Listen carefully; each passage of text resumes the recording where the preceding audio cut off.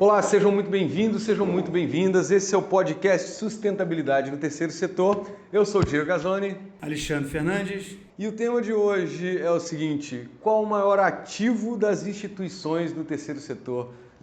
Responde pra gente, Alexandre. Qual o maior ativo? Cara, essa eu vou ter que contar uma história. Posso? Por favor. É rapidinho, para fazer sentido. Na verdade, assim, eu ouvi esse conceito, né, essa ideia do meu maior mentor, né, que é o antropólogo Rubens César Fernandes, autor de vários livros, já está há mais de 40 anos no terceiro setor, uma grande referência para mim, é meu grande mentor. E ele falava para mim quando eu comecei no terceiro setor assim: Alexandre, o maior ativo de qualquer instituição é a sua credibilidade. Eu chutaria pessoas, né? Quando a gente estuda gestão e tal, pessoa, mas credibilidade. Por isso, Diego, que você ainda vai aprender muito comigo aqui nesse podcast. Pelo menos sobre o terceiro setor. Que legal. Eu sei que você sabe muito de gestão, mas o terceiro setor tem alguns valores que são talvez um pouquinho diferentes. E isso aí me conecta com uma situação que eu vivi e que eu acho que falei num podcast para trás que a gente fez. Vamos lembrar. Eu durante muitos anos fiz doações recorrentes para uma instituição famosa, tradicional do Brasil, aqui no país. E teve um determinado momento que saiu uma denúncia. Sim, me recordo. Não lembro mais, no telejornal, assim, tem uma matéria grande, espetaculosa, que estava tendo desvios de recursos dessa instituição pela direção da instituição. E aí é bom que você que está nos assistindo, depois você pega essa história na íntegra, toda grandona, no primeiro podcast da gente, primeiro ou segundo podcast. Né? Então, beleza. Então, assim, vai ter que assistir todos, né, para saber qual, né? Brincadeira, gente. Mas, enfim, eu estava lá eu fazia essa doação, saiu essa matéria, tinha desvios, tinha iate, mansão na beira da praia, enfim, uma história meio comprida. E, para resumir a história, eu não sabia se era verdade ou não. Mas a mera quebra da questão da confiança, né, me gerou desconfiança, me gerou insegurança, me fez, assim, automaticamente pedir o cancelamento da doação. Entendeu? Porque o maior ativo para qualquer instituição, e isso não pode estar à venda, né? Isso não pode ser negociado. Isso é inegociável. Que é intrínseco da relação do sujeito que você vai construindo só. E o terceiro setor tem vários momentos, seja através de uma relação com empresas, seja através de uma relação com pessoas, seja através de uma relação com o poder público, com políticos. Você, às vezes, passa por situações, eu já passei por situações que você tem que deixar isso muito claro. Sim. Entendeu? De que os valores éticos e morais da sua instituição não estão à venda, não são negociáveis. É séria e você não arreda o pé daquilo Se o seu objetivo é construir uma instituição que se perpetue, que realmente cause impacto, transforme a realidade, né, das pessoas na sua comunidade, na sua região, na sua cidade, não importa, você precisa ter muito claro isso. Credibilidade é o principal ativo de qualquer instituição. Isso é muito legal, né? E aí, para a construção dessa credibilidade, teriam pontos chaves, assim, algumas coisas que você acha mais importante? Não que não existam outras coisas, mas assim, as mais fundamentais, talvez. Teria. Eu apontaria o seguinte: primeiro, se desenvolver essa cultura, né? Certo. Isso tem que ter algo que perpassa os valores da instituição. Tem a ver com missão, tem a ver com visão. E aí eu fico pensando que você falou valores, perpassa. E as pessoas que atuam ali não é só decorar uma plaquinha que está na parede. Isso tem que estar internalizado. E tem que exercitar, tem que exercer essa lógica, esses valores todos os dias. Legal. Mas aí, para algo mais tangível, tá? Isso passa a trabalhar com a ideia de uma marca. Opa! E aí tem um cuidado adicional que eu queria chamar a atenção, Diego, que é o seguinte: às vezes é muito comum a instituição ficar muito, vamos dizer assim, a marca da instituição fica muito ligada a uma pessoa. Normalmente é muito comum a instituição ter uma... Eu vou dar um exemplo. Aqui em Macaé tem uma instituição bastante antiga, aqui tradicional, que faz um trabalho bem importante em comunidades carentes, vulneráveis, que chama Catalunha em Missão. Sabe lá, Espanha, Sim. Barcelona, aquele estado da Catalunha? Uhum. Então, por que o nome da instituição é Catalunha em Missão? Porque na sua origem, quem fundou a instituição, junto com outras pessoas, mas quem liderou esse processo, era um padre já falecido, chamado Padre Pedro. E o Padre Pedro é catalão. Era catalão, ele faleceu. Então, assim, e ele começou conseguindo doadores, pessoas que estavam doando, investindo, da Catalunha, nesse trabalho missionário que ele fazia aqui no Brasil. Entendeu? E aí o que acontece? A Catalunha, durante muitos anos, viveu e cresceu, tem várias unidades em Macaé, não sei, acho que são 3 unidades, 2 unidades, não sei bem, eu acho que são 3 unidades.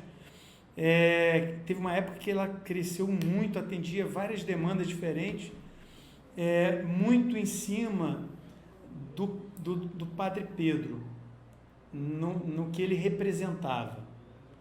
Tanto, né, ele era um padre católico, então a todos os fiéis da igreja que ele liderava, que ele conduzia, e ao mesmo tempo ele tinha uma atuação dentro das comunidades muito autêntica, muito orgânica, muito verdadeira. As pessoas acabam por confiar nessa pessoa, né? Por olhar como um símbolo e tal. Mas o Padre Pedro faleceu. E aí? E aí quando a instituição está muito... atrelada? Está muito alicerçada em cima de uma figura como o Padre Pedro, ela não tem como não sofrer. Ela continua existindo, ela continua fazendo um trabalho relevante, mas aquele brilho, e aí talvez eu esteja, não sei, correndo o risco de pecar aqui por não conhecer com intimidade, né, a questão da instituição, mas a minha percepção para quem vive o terceiro setor é que ela não tem a mesma luz, mesmo brilho que ela tinha na época do Padre Pedro. Entendeu? Tem outras lideranças hoje, estão fazendo um trabalho, entendeu? Melhor que podem e tudo mais, mas é muito importante. O ponto aqui fundamental é esse, Diego. É muito importante a instituição, por mais que tenha uma liderança importante, construir uma marca. Sim, desvincular de pessoa. Você ir atrelando valor àquela marca. E aí o que acontece? Quando você tem valores de credibilidade, quando você tem uma entrega à comunidade, à sociedade, uma coisa de peso, essa marca naturalmente ela vai crescer, ela vai se consolidar. Então você tem marcas como a Cruz Vermelha Internacional. Você tem marca como, por exemplo... todo mundo conhece a Cruz Vermelha, sabe o que ela faz, mas ninguém fala... Mas você tem a Unicef, você tem a Unesco, que fazem parte da ONU, né? Mas são marcas muito fortes nessa área, por exemplo, da criança e adolescente. Você tem o Greenpeace, né? Você tem... WWF e outras mais. Os Médicos Sem Fronteiras, você tem... Enfim, e várias outras, né? Em vários segmentos. Né?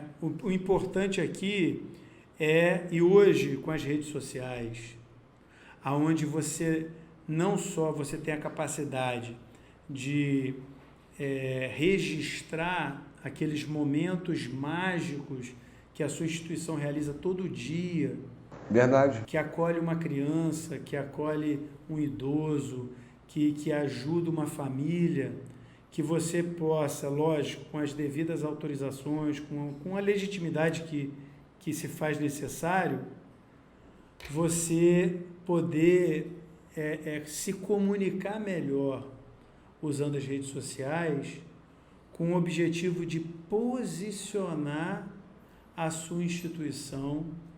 Posicionar a instituição. Como uma instituição naquela região de credibilidade.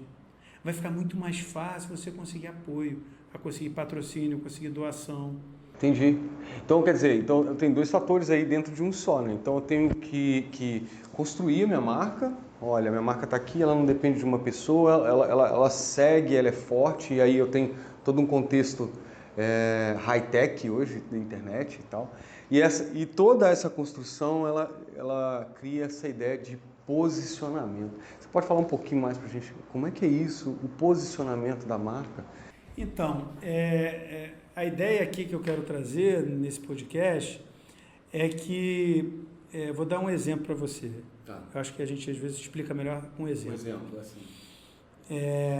Eu já falei em outros podcasts que a minha história no terceiro setor começou com o Viva Rio. Uhum. E o Viva Rio tem um trabalho de 25 anos trabalhando com o tema da violência. Então, o Viva Rio faz diversas ações no desenvolvimento de uma cultura de paz. A ideia central do Viva Rio, e aí o resto vem para somar a isso, né? Quando pergunta para o Rubens César, né? O que o Viva Rio faz? A gente faz paz. A ideia central é essa. E o que acontecia naturalmente aqui em Macaé? Eu, durante muitos anos, fui coordenador regional da instituição. Antes de surgir a Viva Lagos, eu era coordenador regional da Viva Rio aqui na região. Aí acontecia, por exemplo, uma chacina lá numa comunidade. Acontecia algum problema assim, ligado à violência muito grave. As redes de televisão, as rádios, me procuravam para pegar uma fala do Viva Rio. Está aqui da região, um representante do Viva Rio aqui da região. Entendeu? Com relação ao problema da juventude, o problema das drogas, o problema da criminalidade. Entendeu?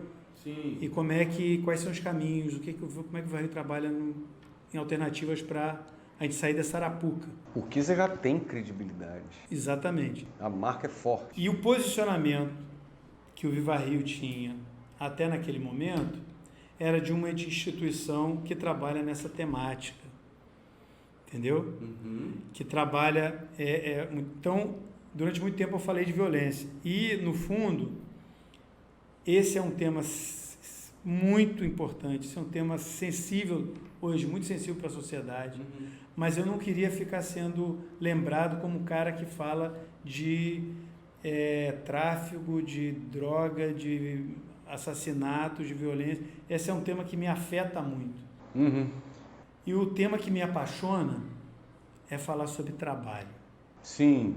É falar sobre geração de renda, é falar sobre dignidade. Esse é o tema que eu estudo, que eu me apaixono. A Viva Lagos, ela nasce trabalhando nessa vertical do trabalho. Não quer dizer que a gente não tenha outras ações. Até pode ter, até tem. Mas o posicionamento da instituição é ligado ao trabalho. Uhum. A vertical do trabalho. Formação para o trabalho, empreendedorismo, economia solidária, economia criativa e por aí vai. Porque aí o que acontece? Nós vamos fazer, Diego, agora, nos próximos, semana que vem, de quando a gente está gravando esse podcast, nós vamos estar fazendo um evento semana que vem, numa parceria com o Ministério do Trabalho e Emprego, uma parceria com a Associação Brasileira de Recursos Humanos, a BRH, e com a expectativa nossa é ter aí em torno de umas 100 empresas, tá? Instituições, empresas, um evento falando sobre primeiro emprego, aprendizagem, formação para o trabalho, jovem, juventude, né? O início da juventude no trabalho, vamos dizer assim. Vai ser um evento que a gente vai até registrar, depois a gente vai divulgar nas nossas redes sociais. Muito legal. Mas o ponto central aqui é que a gente propositalmente buscou esse posicionamento para a instituição. Como é que você faz isso? Conteúdo que a gente posta nas redes sociais, eventos que a gente realiza, programas que a gente desenvolve, projetos que a gente se articula com outras instituições para fazer. Isso é interessante de posicionamento. Eu vou pegar duas coisas da minha vivência. Geografia, talvez a gente falasse em referencial, mas aí o posicionamento vem antes de ser referência, né? Primeiro você se posiciona, o pessoal te enxerga, uau, agora sim, agora você é a referência daquele pessoal. E tem uma outra coisa... E aí posso, só para abrir um parênteses com relação à referência, ser uma referência, né?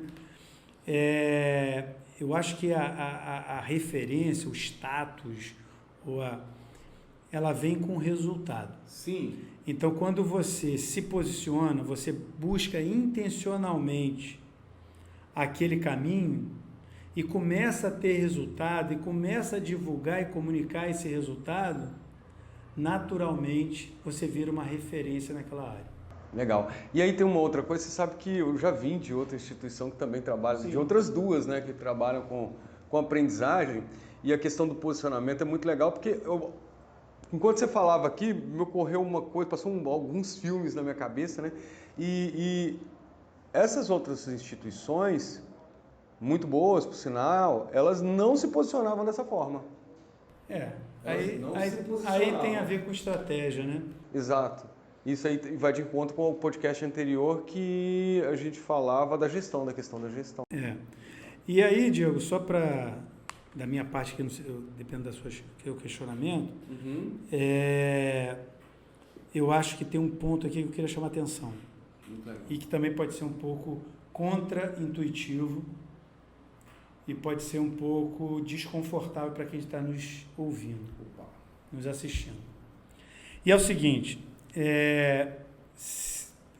eu acredito que a melhor forma da instituição construir esse posicionamento, construir essa marca,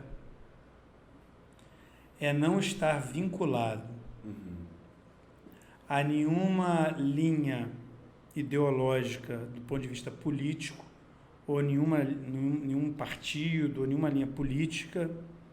Ser neutra. O termo é apolítico, né? Apolítico, Você vai discutir política pública, mas não política partidária, ou uma questão... Isso é a minha opinião, tá, Diego? Tá. Isso é muito importante colocar, porque o pessoal já sabe com quem está lidando, né? E religiosa. Você não... Quando você vincula, por mais que isso seja legítimo, por exemplo, tem muitas instituições que surgem através de um movimento de membros de uma igreja. Eu acabei de dar o exemplo do Padre Pedro, né, que é um padre da Igreja Católica, era um padre da Igreja Católica. E isso pode ser um pouco desconfortável para quem está nos assistindo ouvir, mas eu falo isso de coração para tentar ajudar.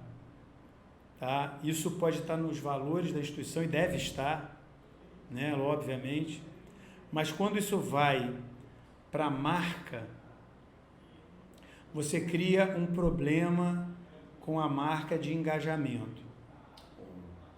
Tem uma instituição aqui em Macaé que eu conheci há pouco tempo, né, num evento que a gente fez de responsabilidade social e tudo mais. Eu esqueci agora o nome da instituição, mas não tem problema.